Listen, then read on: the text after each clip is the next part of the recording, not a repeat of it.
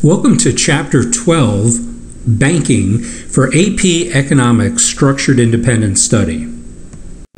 In this chapter, we're going to give you an overview introduction to the banking system. We're going to take a look at what a bank is and how it functions. We're going to look at the role of the banking system in our economy, and it's a very important role.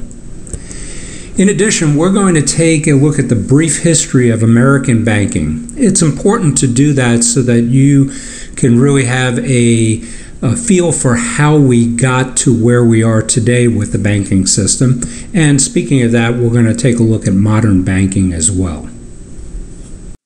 Let's start our study with taking a look at what a bank is. And here's your working definition for a bank. It's an institution for receiving, keeping, and lending money.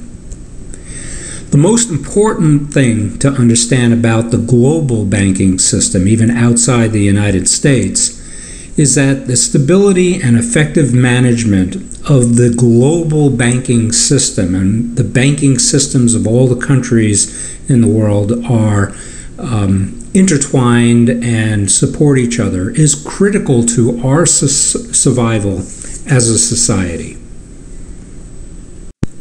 Banks have three major functions. Here's the first. They help people store and protect money. Help people and businesses, I should say, store and protect money.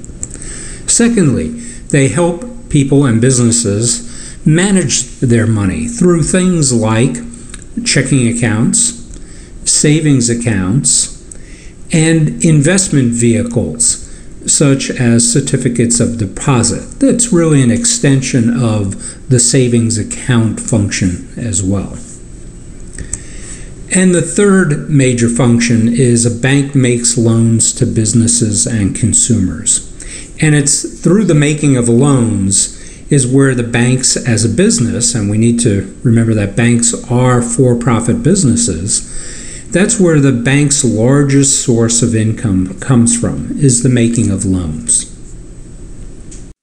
Loans are very important to banks, but they're also very important to our economy. So let's take a little bit deeper look at this and look at some simple loan facts.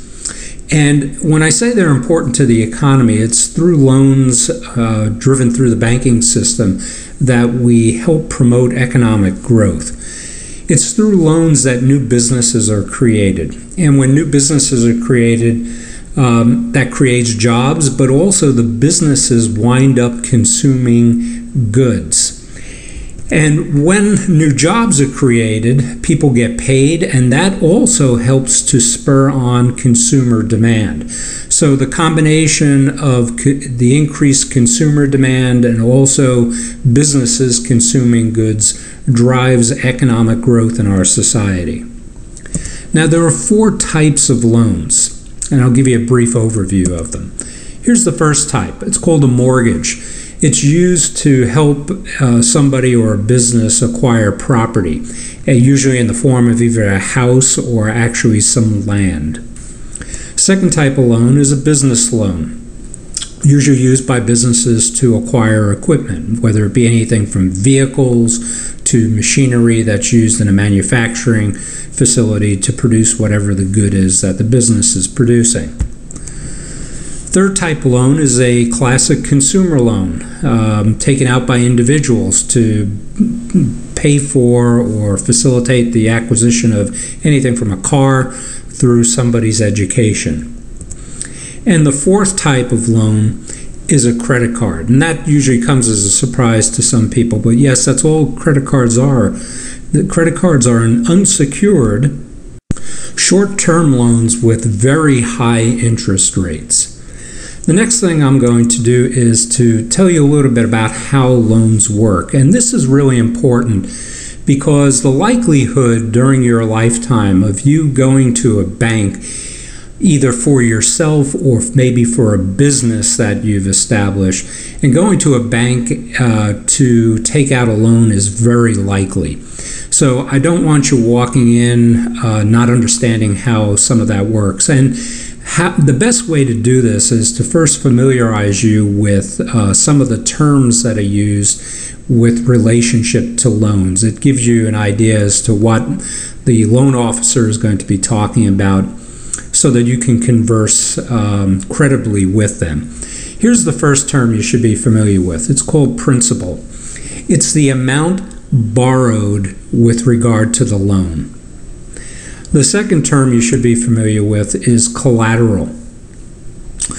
These are assets that you pledge to secure the loan in the event possibly that the bank could come back to you and take if you do not pay the loan. Now notice I had mentioned that credit cards are an unsecured short-term loan. With credit cards, they don't ask you for any collateral.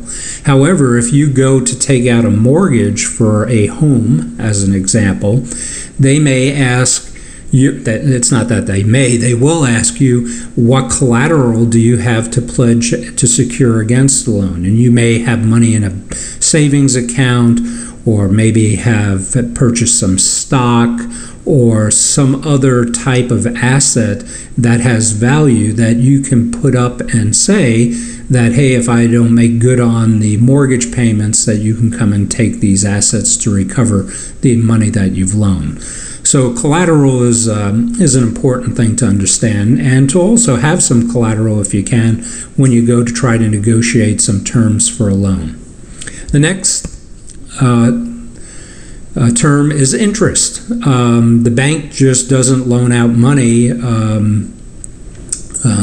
without charging interest. And interest we call in the business world the cost of money. It's what the bank is going to charge you to be able to borrow the money, which is the loan. The fourth term I'd like you to be familiar with is default. And that's something that you really never want to do, because, and we're going to talk about it here in a couple of minutes, credit records.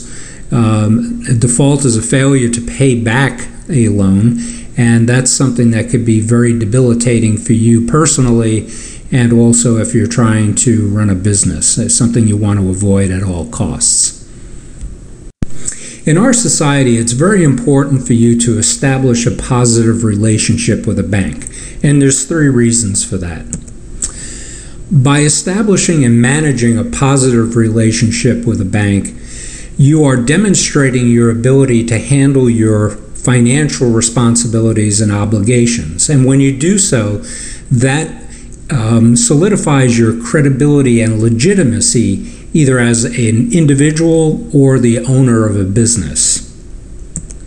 Secondly, a relationship with a bank in today's world will help you be able to obtain goods and services either personally or for your business through the advanced services that banks provide today. A simple example, it's much easier to transact business with either debit cards or credit cards than it was many years ago, where transactions had to be made with either checks or even before that simply by cash.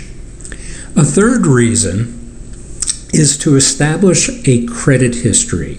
And what a credit history is a profile of your performance in handling financial responsibilities. That leads back to this credibility and legitimacy. Now, there are 2 parts to consider to a credit history. Here's the first. It's called the credit report. And what a credit report is a detailed record of your debts and payments. The other part of your credit history is the credit score. This is a number that is calculated, and it's based on your credit history. It gives potential lenders a very quick and simple rating and way to help identify risks that they may have in lending you money. Next thing I'm going to do is give you some facts about credit scores and also tell you a little bit about how they're calculated. But before I do, I'd like to tell you about where credit scores actually come from. There are a number of companies that do credit research and analysis that support the financial industry, banks and other financial institutions, with credit score information. And some of the best-known firms in this business are firms such as Fair Isaac Corporation, Experian, and TransUnion.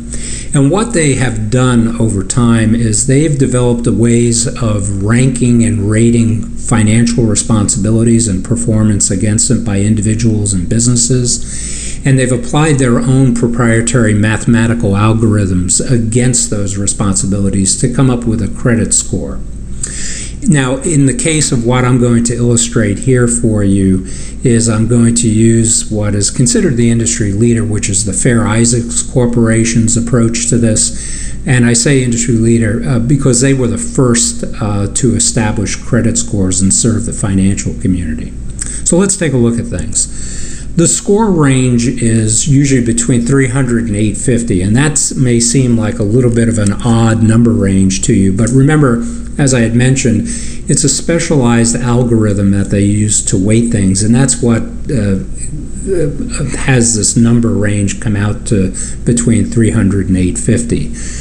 Now, a low score is not a good thing. That shows some real concern over handling financial responsibilities, like if you had a score range of 300. The upper end is a good credit score, so the 850 is considered good. So it goes from low to high.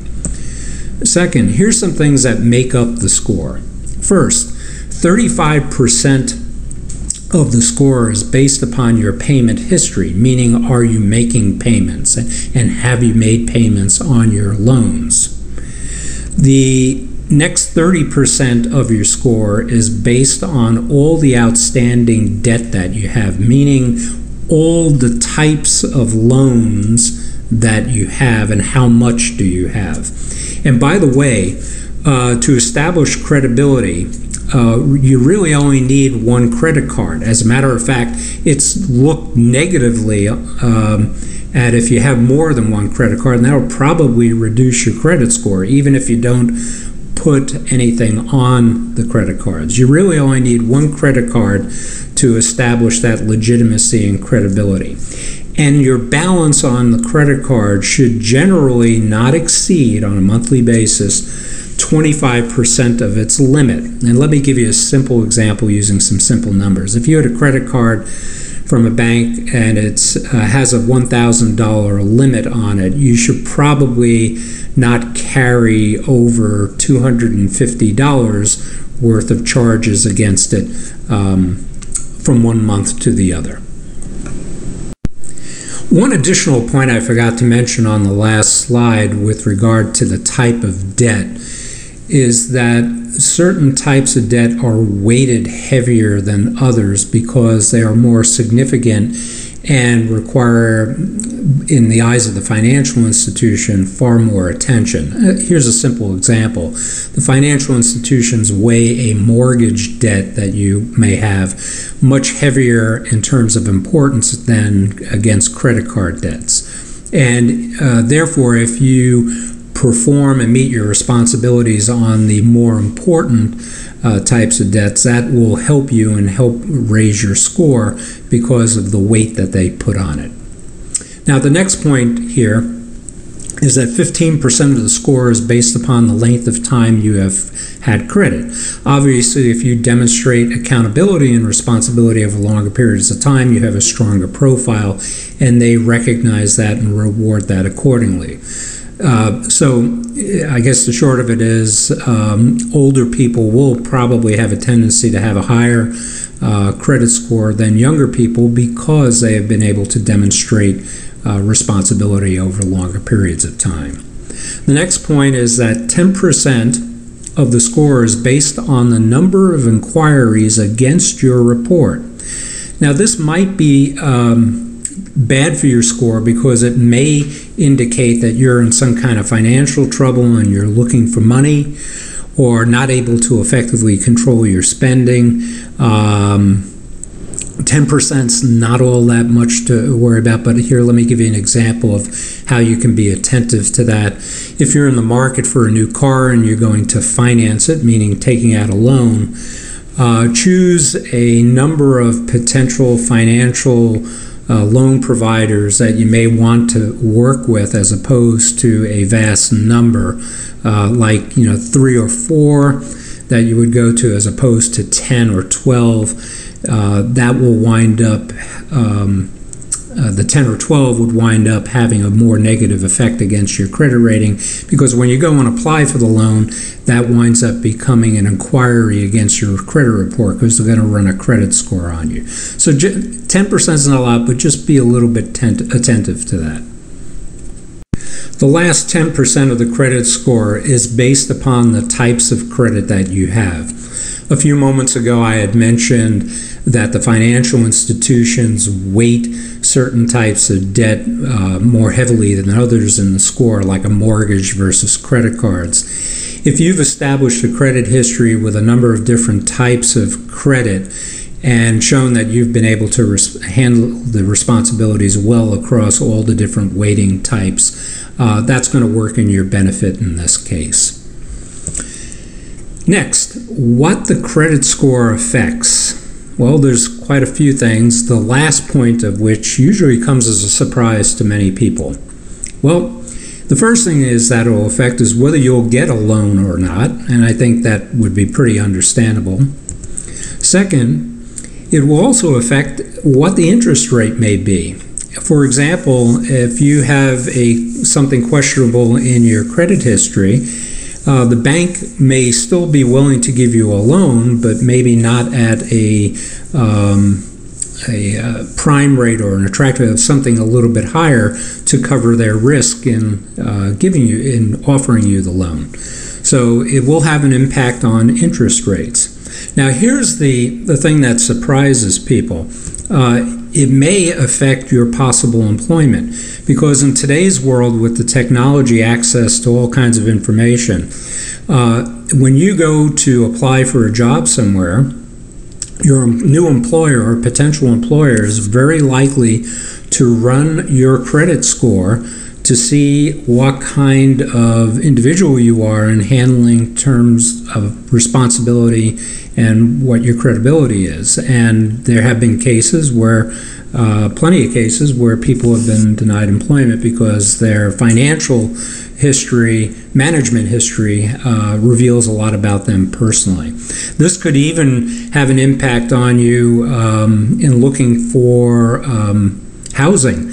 I know that many landlords who have rental homes and apartments, houses and apartments, will actually run credit scores on potential renters for their property.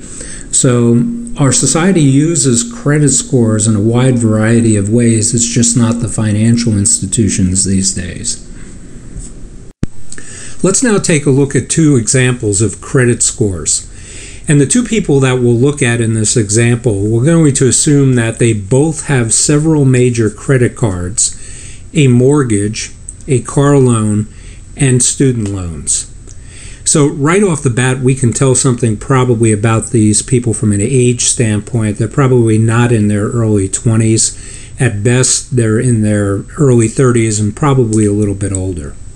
The first person we'll look at is somebody with a 780 score. Now, before I give you some of the characteristics about this person with regard to their credit record, let me point out something. I know I told you the upper end of the credit score range is in the 800s. I hadn't mentioned so far that it's almost impossible to have a perfect credit score, and you'll see with this person, at a 780, they haven't even broken through the 800 threshold yet. So just keep that in mind. It's almost impossible to do that. So here's what the person with the 780 score looks like. They have at least 10 credit accounts in total and have put together a 15-year credit history. Second, they use only 15 to 25% of their credit card limits. So if you remember my recommendation, they watch that closely, and these people certainly are managing their credit cards well. They have no late payments on their credit report, and they have not at any point in time gone into collection with regard to any of their debt, and they have no other negatives on their record. Now here's our second example, and this is a person with a credit score of 660. Obviously 120 points below the person that we just looked at. So let's see what differences there are here between these two individuals. Well, this person has six credit accounts, not as extensive a credit portfolio, and an 8-year credit history, a little bit less than the previous person, so not as much of a proven entity. Okay, the second thing is they use 40 to 50% of their credit card limits. Now that's significantly more, certainly not maxing out their credit card, but more than the prior person, and that will have an effect on the score. But here's where they really differentiate themselves from the other person. They were 90 days late on one credit account 2 years ago, and 30 days late on another account 1 year ago. And that has taken a fairly significant toll on their credit score. So there's two examples for you. So what do these scores mean, or let's put them in a ranking generally to let you know how the financial institutions rate these types of scores. First, if you're 750 or above, a financial institution would look at your credit record as generally being excellent. If you're in the 660 to 749 range, they consider you good. And probably in the excellent and good category, you shouldn't have too much trouble getting a loan. Like, for example, if you wanted to get a mortgage or something bigger along those lines, you'd probably qualify. The person who has a good rating may not get as good an interest rate as the person that would get and that has the excellent rating, but you would certainly qualify. A fair rating would be, or ranking would be, between 620 and 659. And in today's credit markets, it may be difficult to qualify for either a business loan or a mortgage, something of a bigger stature, if you will, in terms of your debt load. And if you do happen to qualify, it'll probably be at a higher interest rate. And the last ranking category would be poor, somebody that has between a 300 and 619 credit score. And it's very likely, again, in today's credit markets, that an individual with this type of credit score would not be able to secure financing or loans. So let me summarize here with regard to credit scores and credit reports and the like. There are 5 things that are absolutely guaranteed to destroy your credit score, and you should avoid at all possible costs. First is actually maxing out a credit card, meaning going up to the entire limits that you have on the card. For example, if you have a $2,000 credit limit on a card, actually going and putting $2,000 worth of charges on it. That will take a significant hit to your credit score. And that's probably the least damaging thing. The next set of things I'm going to talk about, the other 4, are the ones that will really completely destroy your credit score. So the second one here is skipping any loan payment whatsoever, meaning where you just don't pay what's due. That will completely destroy your credit score. Settling or negotiating a credit card debt. Now, I'm sure you've all seen on television advertisements for firms that are offering to get creditors off your back and consolidate loans and negotiate payment settlements for you if you happen to put yourself in the position of being overburdened. I highly recommend that you not do that, because what you're licensing that organization to do is negotiate a settlement of a debt for you, and that will have a devastating effect on your credit score. So avoid that at all possible costs. foreclosure on a piece of property or a home. And what foreclosure is, if you're not familiar with it, is actually walking away from the asset and what you own and not paying the loan that's associated with it. Foreclosure will destroy that. And finally, filing for personal bankruptcy will also put you in that case, because with bankruptcy, what you're doing is settling all your outstanding loans and trying to walk away from that to get the creditors away from you, and that will have a negative effect as well. So the question becomes, can you ever recover if you happen to mess up with regard to falling into one of those categories of things that can destroy your credit record? And you can somewhat, but you'll never completely recover because the evidence of mismanagement will always be there. Let's use that person that was at the 780 credit score example. If something happened where they took some actions that would hurt their credit score, like missing payments or a foreclosure or something that I had just mentioned before, their credit ranking would be certainly lowered, and they would never be able to get back up to that 780 level again. I mean, you could improve your record somewhat, but it will never reach that same level that you had when you had a fairly pristine credit record level. Okay, enough about credit scores, credit reports, and your deep personal relationship with the banking system. Let's step back for a second and take a look at an overview of how the banking system is organized and how it works. And we'll start with identifying the types of banks. The first type of bank is one that you're probably very familiar with. These are the banks you, for lack of a better way to describe it, you see on the street corner, the retail and commercial banks. The likes of Wells Fargo, Bank of America. These provide classic banking functions that serve businesses and consumers with their daily banking needs. The second type of bank you may also be familiar with. They're finance companies and credit unions, and they provide banking services similar to a retail and commercial bank, but maybe specialized in serving a particular section of a community.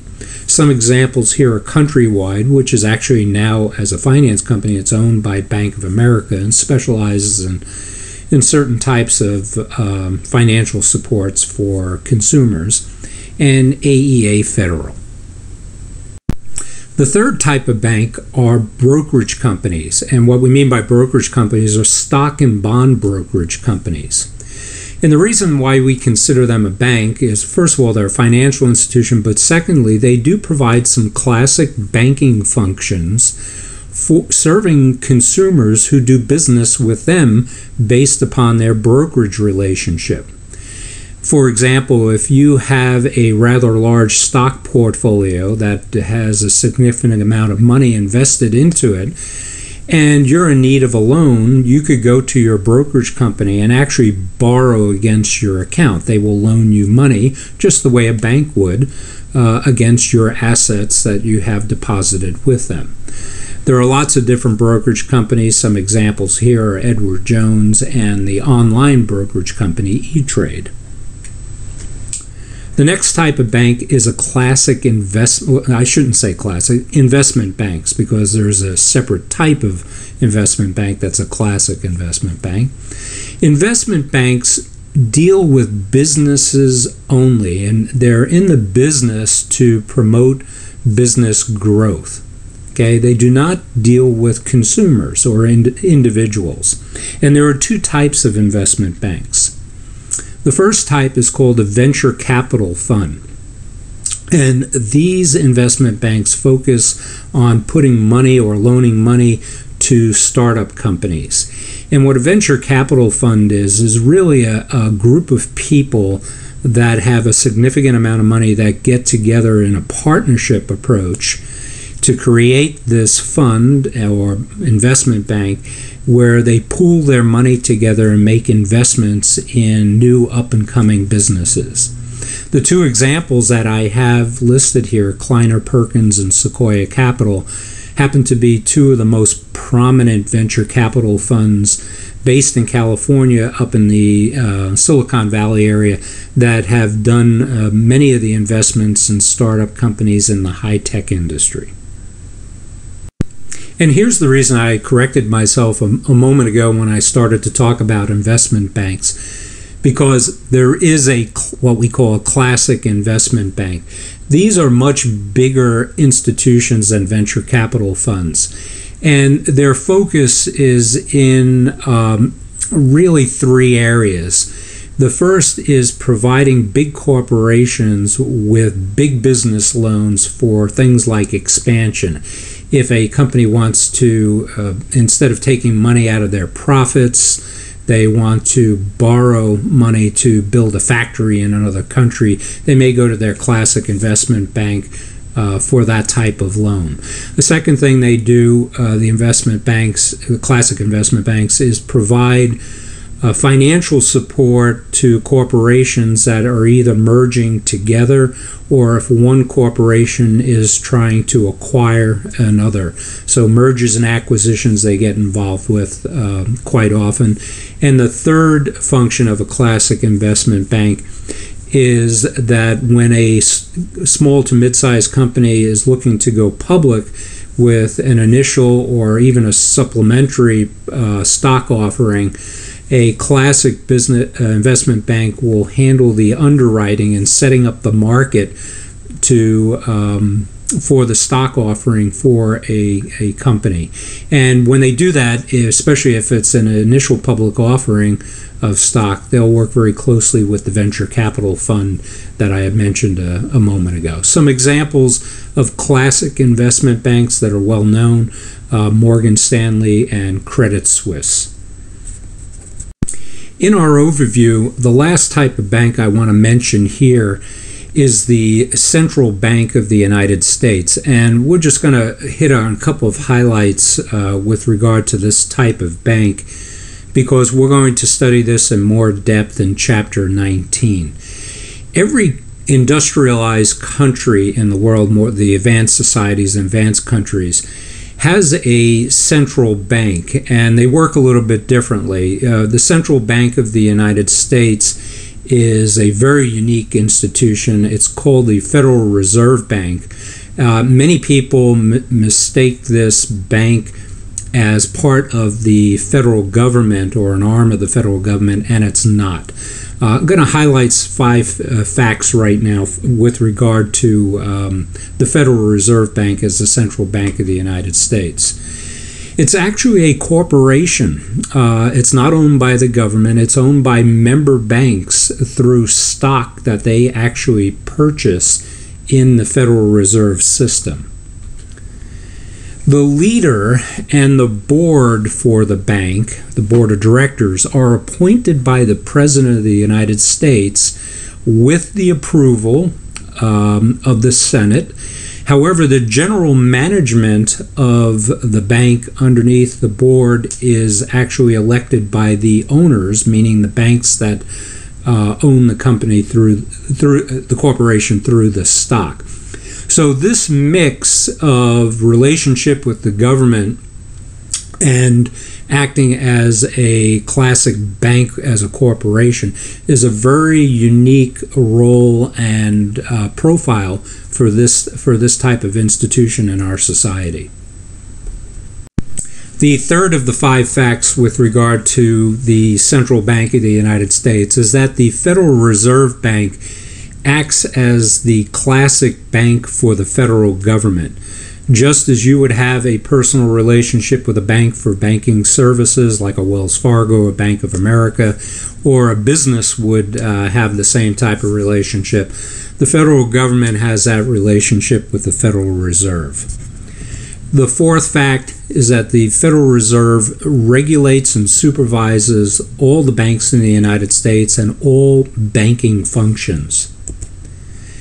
It also manages the money supply for our economy, which is a really big and important role. it manages interest rates, and it acts as the agent for the government in the government's cases where it needs to borrow money. This is a very unique institution. It also is a very powerful institution. And I like to joke, although it really probably isn't very funny, it's probably very true, that the Federal Reserve Bank here in the United States has almost as much control over your life with the things that it manages and can have an effect on as the oil guys, the Organization of Petroleum Exporting Countries, and how they set prices for oil, and that affects everything. Well, there is somebody that runs the Federal Reserve Bank and system.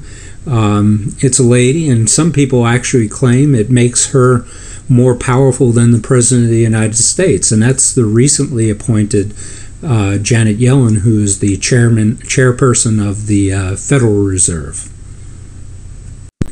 In order to have a deeper understanding of why our banking system looks the way it does today and operates the way it does today, it would be worth our while to spend just a couple of minutes looking back at the important stages of development of the United States banking system. And there are 6 important stages to look at. Just before the country was created, back in colonial times, the banking system operated as the way it did in Europe. It was really an informal side business for merchants. And in the post-revolutionary era, we had a need to create a more stable banking system than had existed during the colonial times. And the topic of a stable banking system and what it would look like and how it would be organized was a great priority to the founding fathers of the United States, and created a great debate because there were 2 competing philosophies. One of the philosophical groups was championed or led by Alexander Hamilton, and this group was known as the Federalists.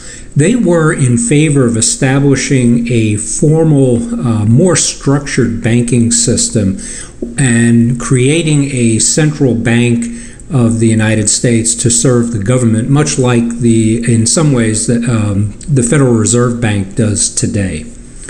The other competing philosophical group were the Anti-Federalists, who were led by Thomas Jefferson. And they were against having a formal structured system for banking.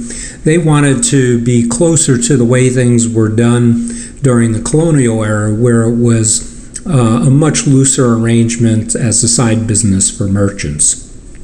In this debate, the Federalists won the first round of this, and if you see the date here regarding the dates regarding the first and second national banks, agreement was made by the leaders in 1791 to go ahead with the creation of a formal banking system and create a central national bank. And the United States Congress issued a charter for 20 years for that system to operate and be governed by the central bank.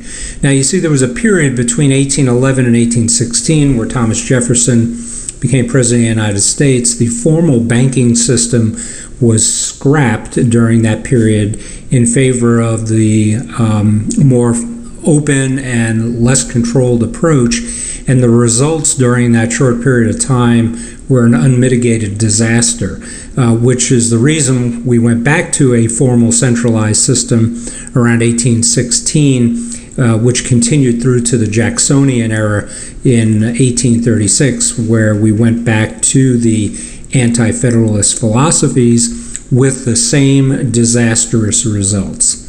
So let's take a look at the first and second national banks and see what kind of structure was put into the formal banking system.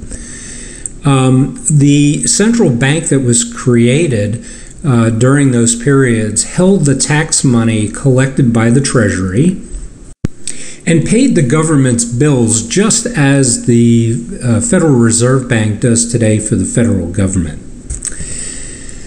The First and Second National Banks also helped the government borrow money through the sale of bonds when needed in the public's interest.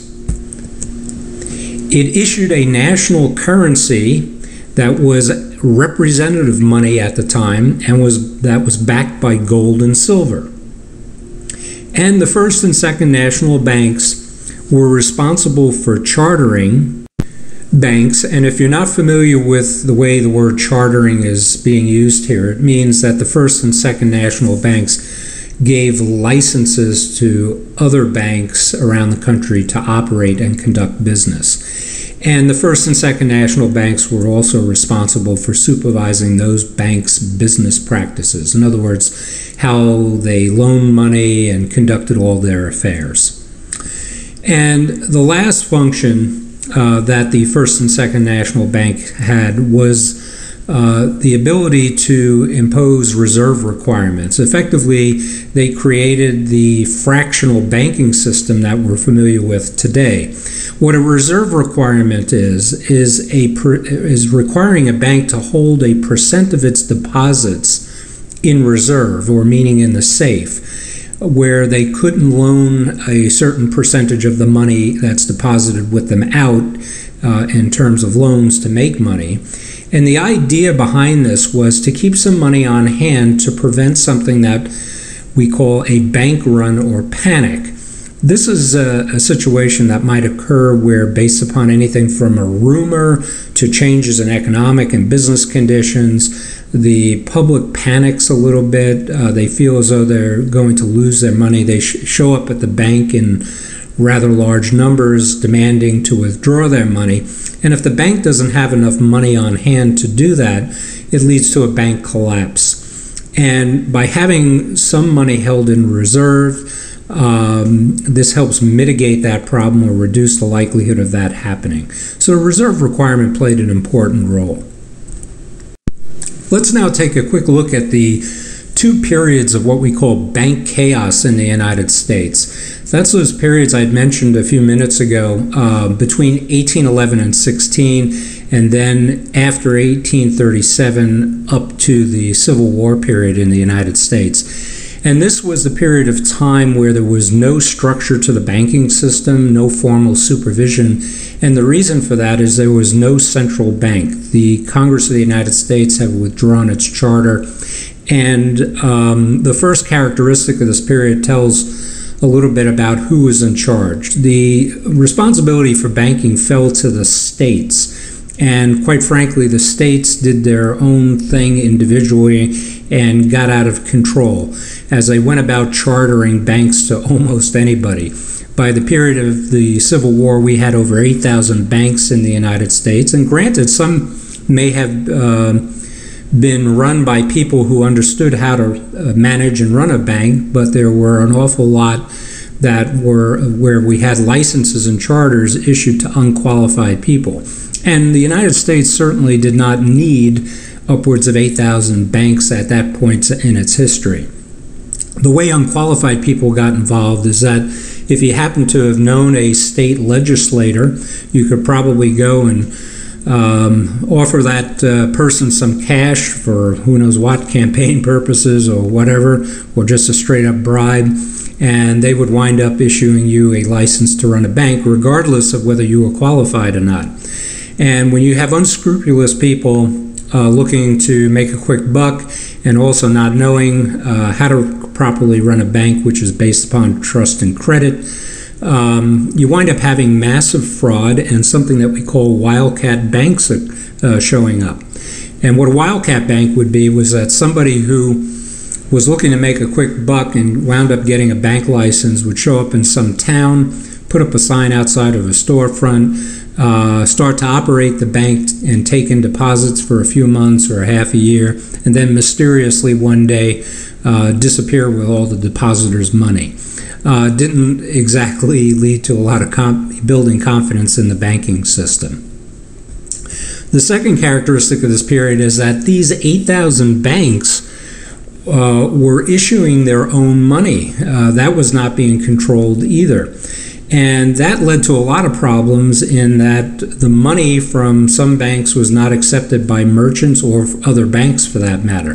Here's a classic case. Cattle ranchers in the western portion of the country in their annual cattle drive and bringing their cattle to the Midwest for slaughtering and so forth. They'd show up in either like St. Louis or Chicago. And the cattle rancher would wind up going to a local store or merchant in one of those cities or urban areas and look to get some supplies for his crew and himself, maybe for their return trip back to the cattle ranch. And they would present money to the merchant based upon the bank that they had a relationship with back in their home territory. But because of wildcat banks and fraud, the merchant in the city may not be familiar with the bank in the cattle rancher's local area and would actually refuse to take the money that the cattle rancher had in payment for the supplies that they needed. It's amazing that the country was able to still flourish and progress ahead and grow given these crazy conditions of having the fraud situations, the lack of confidence in the money system and the like. The states also did not see the need to maintain the good business practice for a bank of a reserve requirement, and that wound up leading to an increase in bank runs that became pretty severe by the time we reached the Civil War era in the country.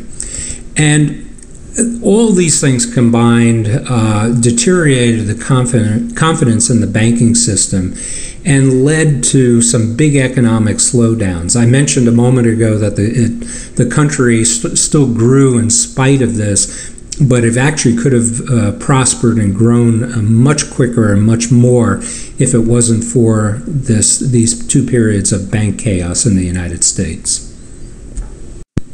During the second half of the 1800s in the United States, we have the period of unification.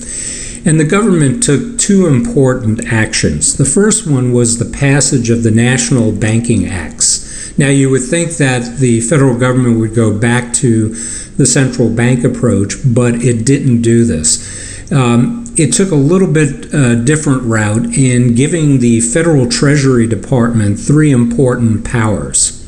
The first was the power to charter banks, which was a good thing. That type of supervision was sorely needed after our experience in the two periods of bank chaos. And also the power to set reserve requirements on the chartered banks. And that obviously was designed to help reduce the problem with bank runs. And the third power that was given to the Federal Treasury was the authority to issue a single currency and get rid of the 8,000 plus forms of currency and money that we had in the United States. And this was still representative money backed by gold and silver, and it became known as the greenbacks. And the reason for that and the history behind that is this was the first time that money was printed under the government's authority, a single currency, where the actual bills had the green type oriented ink that you are familiar with today that you see still in our money system. And here's the second thing that the federal government did during the period of unification that was important. As I mentioned just a moment ago, creating one single currency, the greenback, and I said it was representative money. In 1870, we moved exclusively to what we call the gold standard as far as what backs our money. And that provided us with three advantages at the time. It set a definite value for our money, and it was based upon the gold. It prevented the government from printing too much money, and therefore it inspired confidence because we had a strong, stable currency. So that leads us to this question: was what was still missing from the banking system, if you will, that could complete the picture to bring us up to where we are today? And I think you could probably guess what that is actually moving back to the functions of the original First and Second National Bank, which are the things that we do have today in the Federal Reserve Bank. So let's go there now and look at how that picture was completed and when it was completed. So here are the missing functions that still haven't brought us back to the First and Second National Bank type of structure for the banking system. And it really boils down to three missing functions and authorities. First, supervision of the banks and the money supply that was independent of politics. Remember, the Treasury Department was given these authorities after the Civil War during the period of unification. And the Treasury Department employees are beholden to the elected officials. So you run this risk of having some degree of political influence here, and plus the fact that the Treasury Department is an agency of the government, again run by political officials. Today's Federal Reserve, if you remember from earlier in this chapter, is an institution outside of the political process because it is not a governmental agency. In functioning in that way, it inspires far more confidence in not only the financial system and the economy, in that it's removed from the specter of potential political influence. The second missing function was classic banking functions to serve the government in holding the taxes that were collected and independent government payment systems. Effectively, during the period of unification with the National Banking Act, you had the Treasury Department holding the taxes collected and providing the payment systems. So, in other words, the government, if it was going to write checks to pay for something, was writing checks upon itself. Now, let me give you an example of why that doesn't work. Let's say you were going to go down to a merchant in town and either pay for something that you want to buy with a personal check or your own debit card that has the Bank of You listed on it. And the merchant takes it and takes a look at the debit card or the check and see that you're writing a check on yourself, your own, personal bank. I guarantee you that that merchant is going to be a little bit skeptical or question whether the money really exists in the account to make good on the payment. So again, independence, and that's why the Federal Reserve today is set up independently to hold the money away from the political system and away from the government.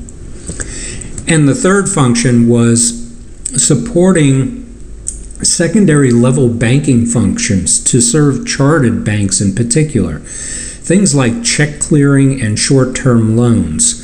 To explain check clearing here would be too long. Be sure to check in on my discussion about that in the Course Resource Center. I'll explain how old-fashioned check clearing works. That's a little bit antiquated today because of the extensive use of debit cards, and there's not really a need for a check clearing process, as electronically money is taken right out almost immediately, if not immediately, out of your checking account to pay for something when you use a debit card. However, there are still checks floating around and being used in our society, and I'll be explaining the check clearing process. Also, short-term loans, when banks need to borrow money to make sure they're meeting their reserve requirements, there was no ability through the Treasury Department to provide that the way we do have it today with the Federal Reserve System.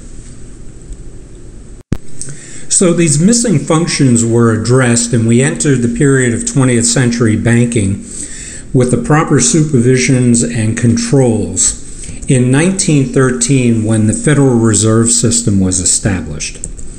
And with the establishment of the Federal Reserve System and a central bank, we have politically independent management of the banking system and many of the other functions that were missing, like classic central bank functions such as providing chartered banks with short-term loans as the lender of last resort,